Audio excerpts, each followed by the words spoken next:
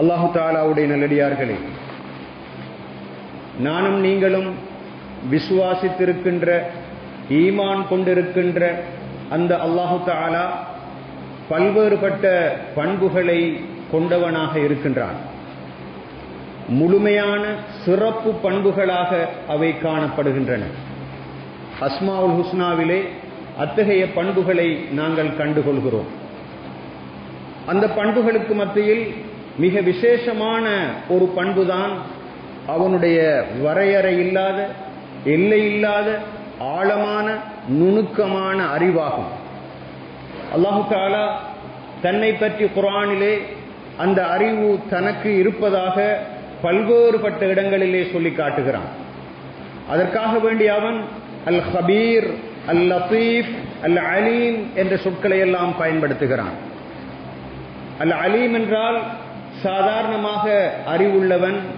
அல் லத்தீஃப், அல் ஹபீர் என்று சொன்னால் மிக நுணுக்கமான, எந்தவிதமான வெளிப்படையான தன்மைகளுக்கும் அப்பால் மிகவும் ரகசியமான உள்ரங்கமான விஷயங்கள், அந்தரங்கங்கள் என்பவற்றையெல்லாம் அறிந்தவன் என்று நாங்கள் அதற்கு பொருள் கொடுக்கலாம். அல்லாஹ்வுடைய நல்லடியார்களே, உலகத்திலோ வானத்திலோ எந்த இடத்திலாக இருந்தாலும் அவனுக்கு தெரியாத எதுவுமே கிடையாது. வமா யஅஸுபு அர் ரப்பிக மின் மிஸ்காலி தர்ரத்தின் ஃபில் அர்தி வலா ஃபிஸ் ஸமாஇ. வானமாக இருக்கட்டும், பூமியாக இருக்கட்டும், அதில் இருக்கின்ற ஒரு அணுப்பிரமாணமான அளவு கூட அவனுடைய அறிவுக்கு அப்பாற்பட்டதாக இல்லை. அதனை விடவும் சிறியதாக இருக்கலாம், பெரியதாக இருக்கலாம், எல்லாமே தெளிவான வேதத்திலே குறிப்பிடப்பட்டிருக்கிறது என்று அல்லாஹு தஆலா தன்னுடைய வரையறையற்ற அறிவை பற்றி சொல்லிக் கொண்டிருக்கிறான். இன்னும் ஒரு இடத்திலே அல்லாமுல் குயூப், அவன் ரகசியங்களை, அந்தரங்கங்களை அறிந்தவன் என்ற கருத்து மிக தெளிவாக சொல்லப்பட்டிருக்கிறது. அல்லாஹ்வுடைய நல்லடியார்களே, அப்படிப்பட்ட ஒரு ரப்பைத்தான் நாங்கள் எல்லோரும் ஏற்று விசுவாசித்து இருந்து கொண்டிருக்கிறோம். இன்னும் ஒரு குர்ஆனுடைய வசனத்திலே அல்லாஹு தஆலா வ இந்தஹு மஃபாத்திஹுல் கைபி லா யஅலமுஹா இல்லாஹு, அவனிடத்திலேதான் மறைவானவற்றின் திறப்புகள் காணப்படுகின்றன, அவனை தவிர வேறு யாரும் அவற்றை அறிந்தவர்களாக இல்லை.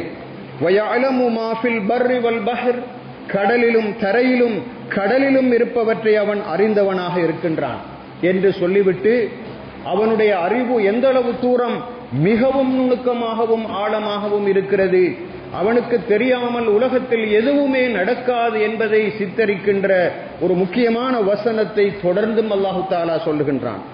மா தஸ்குத்து மின் வரக்கத்தின் இல்லா யஅலமுஹா, உலகத்தில் இருக்கின்ற எந்த ஒரு இடத்திலும் ஒரு இலை கீழே விழுகிறது என்றால் சற்று கற்பனை பண்ணி பார்ப்போம், அது எந்த அளவு தூரம் நுணுக்கமான அறிவை சித்தரிப்பதற்காக வேண்டி சொல்லப்பட்ட வசனம் என்று.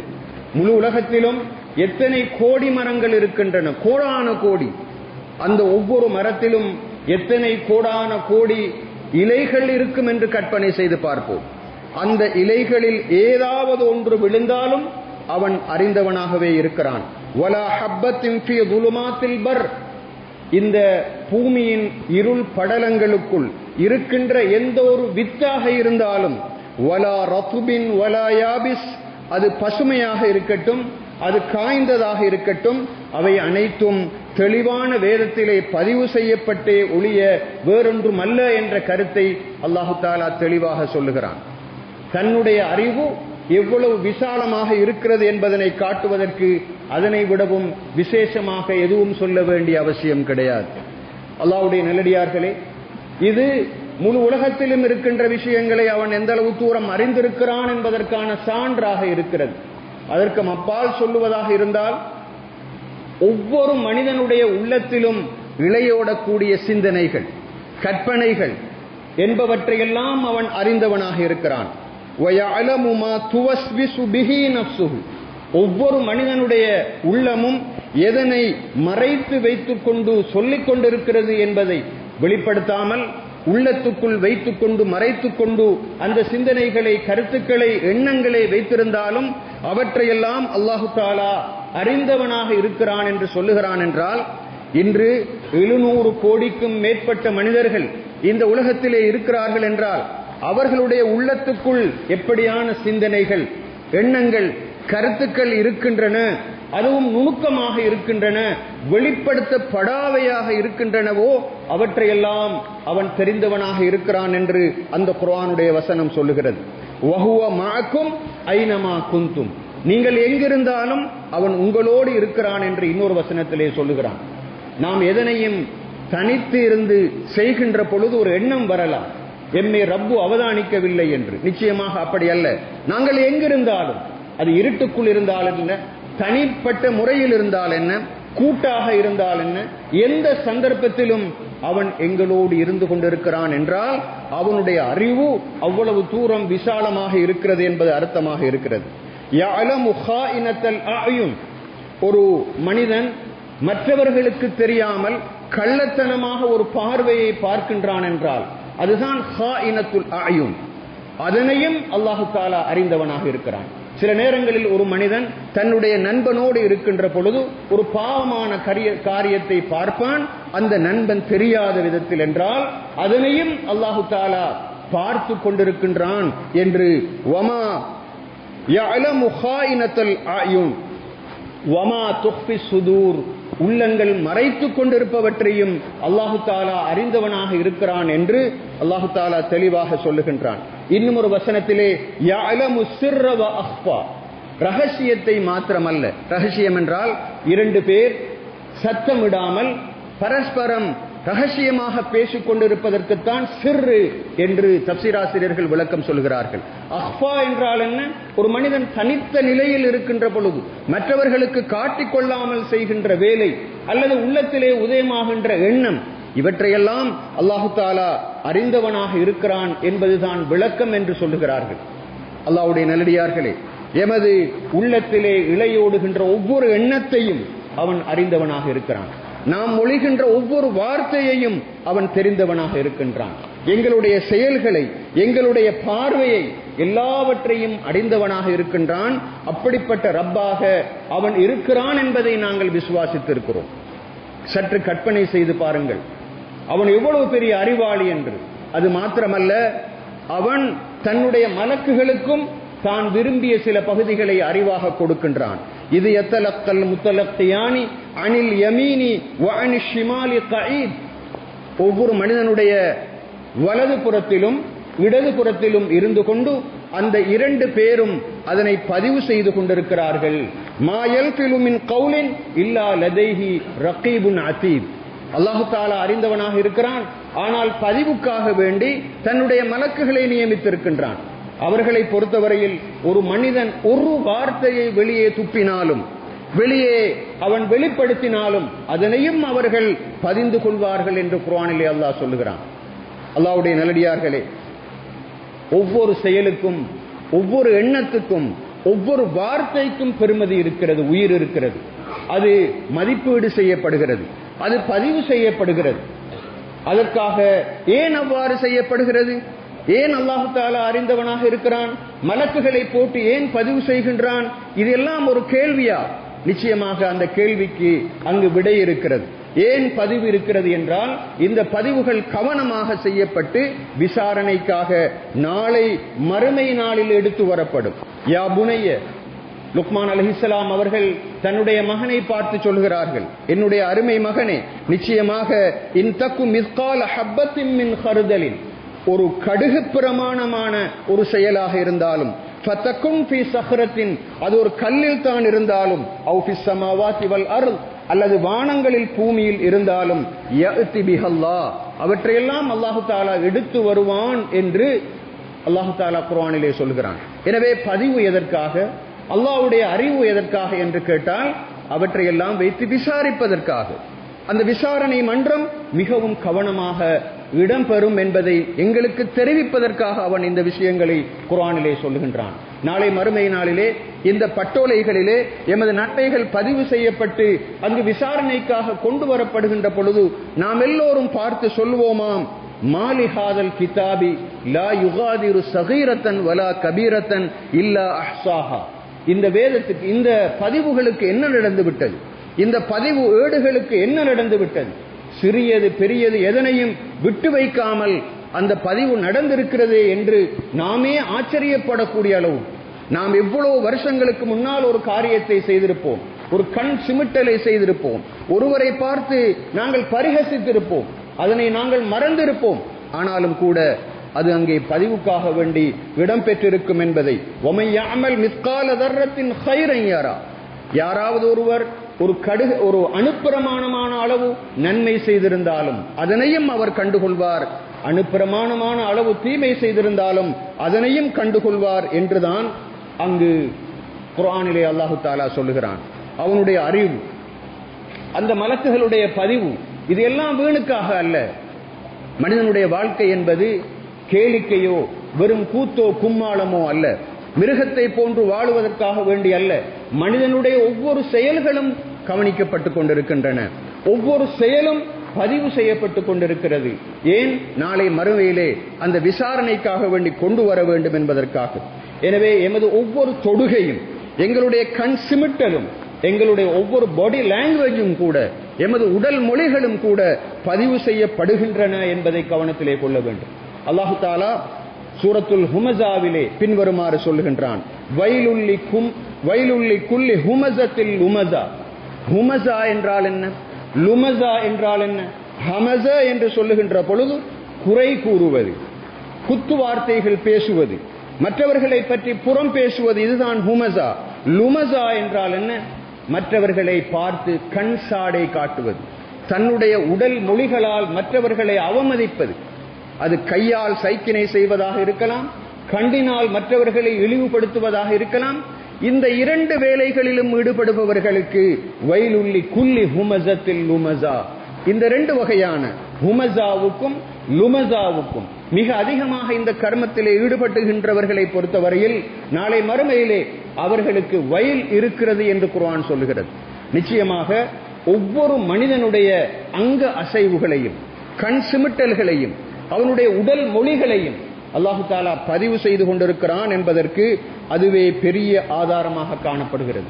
எந்த அளவுக்கென்றால், தாய் தகப்பனை பார்த்து உஃபின் என்று சொன்னாலும் கூட அதுவும் பதிவு செய்யப்படுகிறது. இரண்டே இரண்டு எழுத்துக்கள். சி என்று ஒரு மனிதன் சொல்லுகின்றான், அதுவும் கூட பதிவு செய்யப்படுகிறது. வலா தகுல்லஹுமா உஃபின். எனவே நாங்கள் நினைப்போம், எங்களுடைய சோசியல் மீடியாக்களிலே நாங்கள் இந்த பதிவுகளை செய்கின்ற பொழுது அது ஒரு சின்ன ஒரு பதிவாக இருக்கட்டும், அது ஒரு டொட்டை போடுவதாக இருக்கட்டும், அல்லது எங்களுடைய இமோஜிஸ் நாங்கள் போடுவதாக இருக்கட்டும், அவை அனைத்தும் அல்லாஹு தஆலாவால் அவ்வாறு கவனிக்கப்படுகின்றன என்பதை கவனத்திலே கொள்ள வேண்டும். அஃபஹஸிப்தும் அன்னமா ஹலக்னாகும் அபஸன். நீங்கள் நினைத்து விட்டீர்களா உங்களை எல்லாம் நாங்கள் வீணுக்காக வேண்டி படைத்திருக்கிறோம் என்று? நீங்கள் எங்களிடத்திலே மீட்டி கொண்டு வரப்பட மாட்டீர்கள் என்று நினைக்கின்றீர்களா என்று குர்ஆனிலே அல்லாஹு தஆலா கடுமையான தொனியிலே கேட்கின்றான். மீட்டி கொண்டு வரப்படுவீர்கள். உலகத்திலே நீங்கள் செய்கின்ற ஒவ்வொரு சிறிய பெரிய அற்பமான பிரம்மாண்டமான எல்லா செயல்பாடுகளும் விசாரணைக்கு கொண்டு வரப்படும் என்பதை அந்த விஷயம் எங்களுக்கு சொல்லிக் கொண்டிருக்கிறது. அல்லாஹ்வுடைய நல்லடியார்களே, இன்ன பஅதல் ظنி இஸ்முன். நாங்கள் மற்ற சகோதரனை பார்த்து ஒரு சின்ன தப்பபிப்பிராயம் கொண்டாலும் கூட அதுவும் ஒரு பாவம் என்று குர்ஆன் சொல்லுகிறது. அப்படியாக இருந்தால் ஒரு சகோதரனை பற்றி என்னுடைய உள்ளத்திலே எப்படியான சிந்தனைகள் போய்கொண்டிருக்கின்றன என்பதனையும் அல்லாஹு தஆலா நோட்டமிடாவிட்டால் அவன் எப்படி அதனை விசாரணைக்கு கொண்டு வர முடியும்? நிச்சயமாக அவன் அதனை விசாரிக்கின்றான், விசாரிப்பதற்கு காத்து கொண்டிருக்கின்றான்.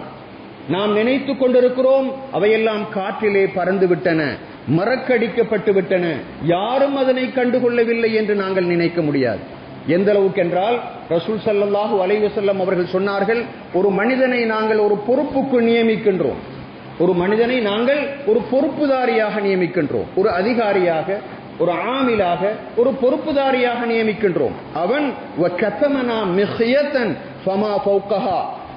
அவன் தனது பொறுப்புக்கு கீழால் இருக்கின்ற ஒரு தையல் ஊசியை கூட அவன் களவாண்டுவானாக இருந்தால், மறைத்துக் கொள்வானாக இருந்தால், அதனையும் எடுத்துக்கொண்டு நாளை மறுமையிலே அவன் வருவான் என்று சொன்னார்கள்.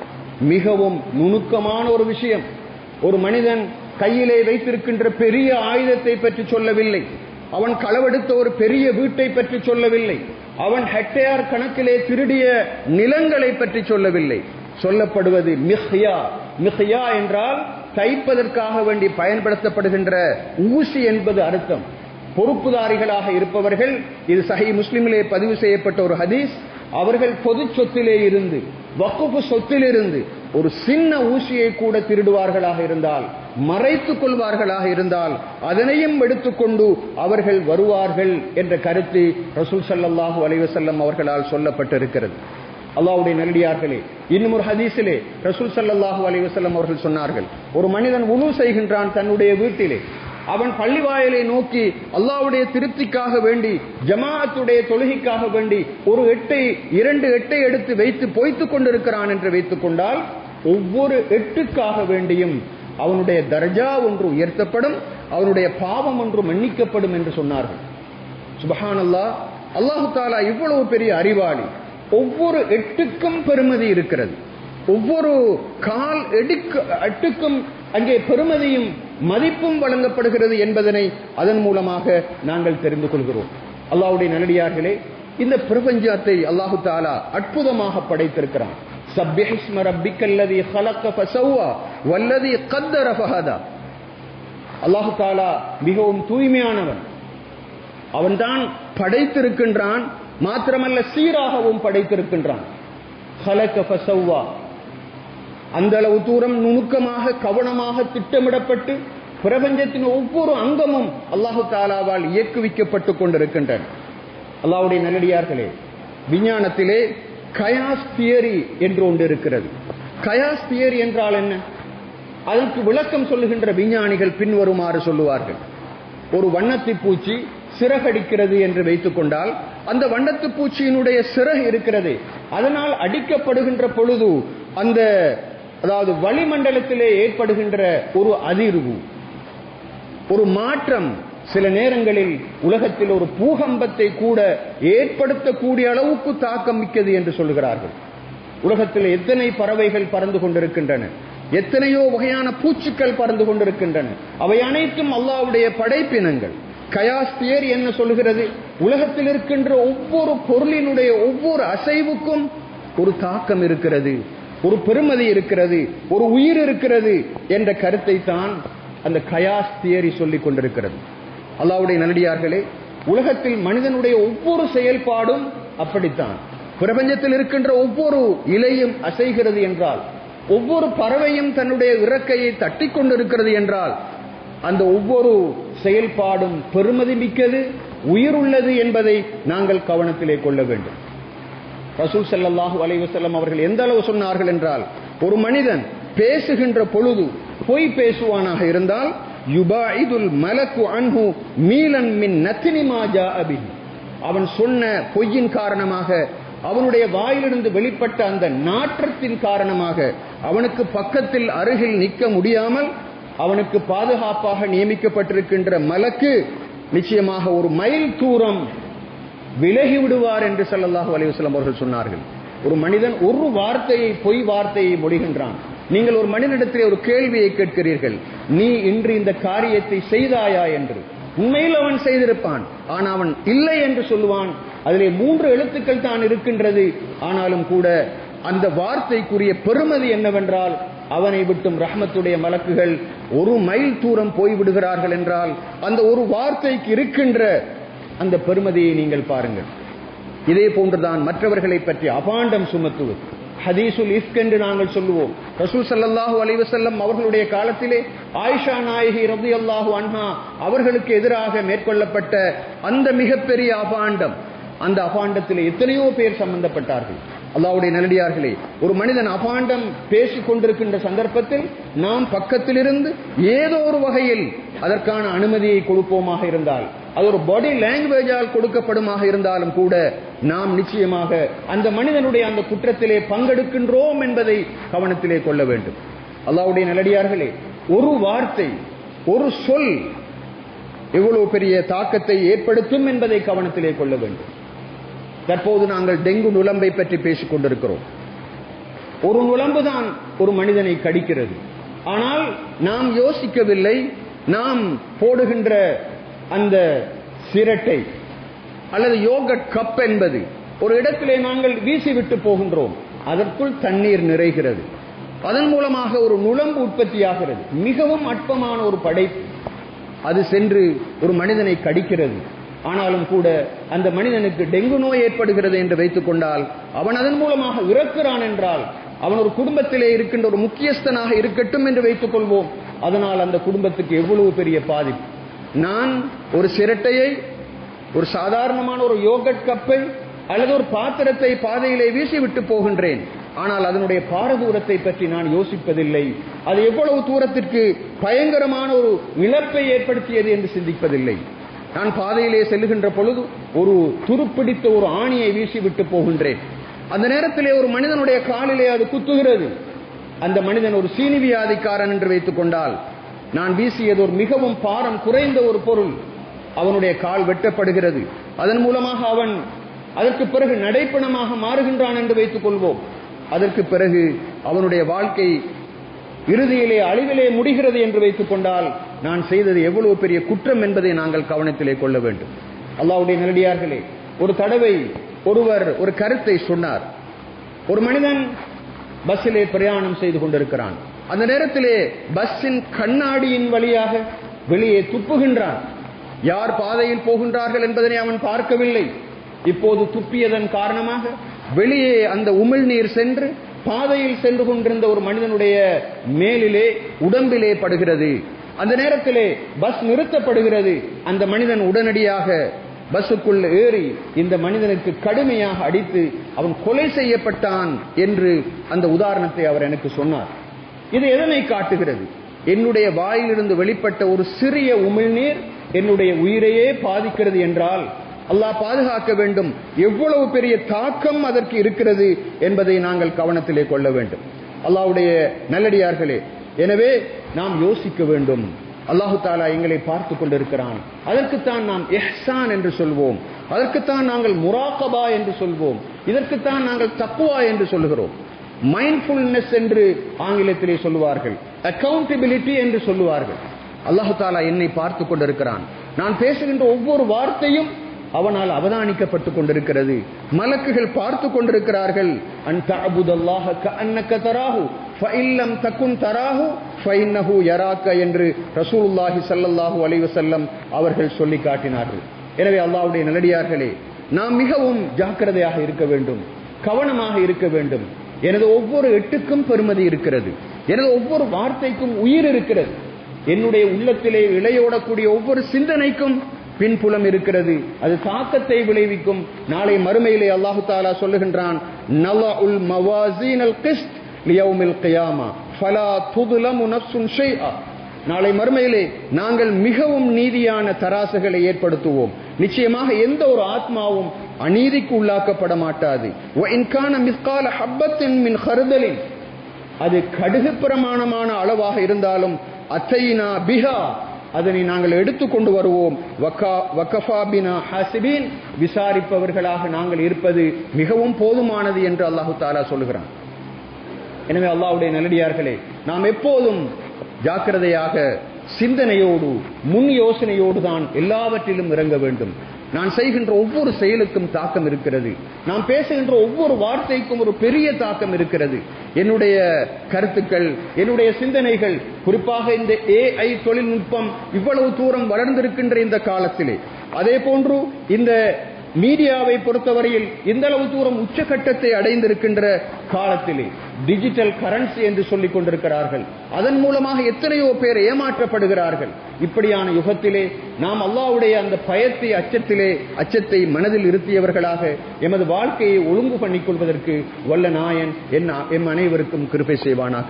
யா அல்லாஹ், எங்களுடைய பாவங்களை மன்னித்தருள்வாயாக. யா அல்லாஹ், எங்களுடைய உள்ளத்தை நீ நோட்டமிட்டு கொண்டிருக்கின்றாய் என்ற காரணத்தினால் உன்னை சதாவும் நினைத்தவர்களாக எமது வாழ்க்கையை ஒழுங்குபடுத்திக் கொள்வதற்கான சந்தர்ப்பத்தை எம் அனைவருக்கும் நசீபாக்குவாயாக.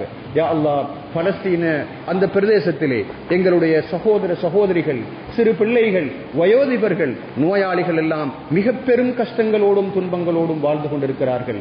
அவர்களுக்கு நீ உதவியாக இருப்பாயாக. அவர்களுக்கு யாரெல்லாம் துன்பங்களையும் கஷ்டங்களையும் விளைவிக்கிறார்களோ அவர்களுக்கு நீ ஹிதாயத்தை கொடுப்பாயாக. அப்படியும் இல்லாவிட்டால் அவர்களை அழித்து ஒழித்து விடுவாயாக. யா அல்லாஹ், முழு உலகத்திலும் இஸ்லாத்துக்காக வேண்டி உழைப்பவர்கள் என்ன வடிவங்களில் உழைத்தாலும் அவர்களுக்கு நீ பக்கபலமாக இருப்பாயாக. அவர்களுடைய பாவங்களை மன்னிப்பாயாக. யா அல்லாஹ், எங்களுடைய தாய் தகப்பனுடைய பாவங்களை மன்னிப்பாயாக. அவர்களில் யாரும் கபராளிகளாக இருந்தால் அவர்களுடைய பாவங்களையும் நீ மன்னித்து உயர்தரமான சுவர்க்கத்தை நசீபாக்குவாயாக. மௌத்தாகக்கூடிய சந்தர்ப்பத்திலே கலிமாவோடு மௌத்தாகக்கூடிய உயர்தரமான பாக்கியத்தை எங்களுக்கு நசீபாக்குவாயாக. நாளை மறுமையிலே உன்னை சந்திக்கின்ற பொழுது அந்த கல்புன் சலீம் எனப்படக்கூடிய அந்த சிறந்த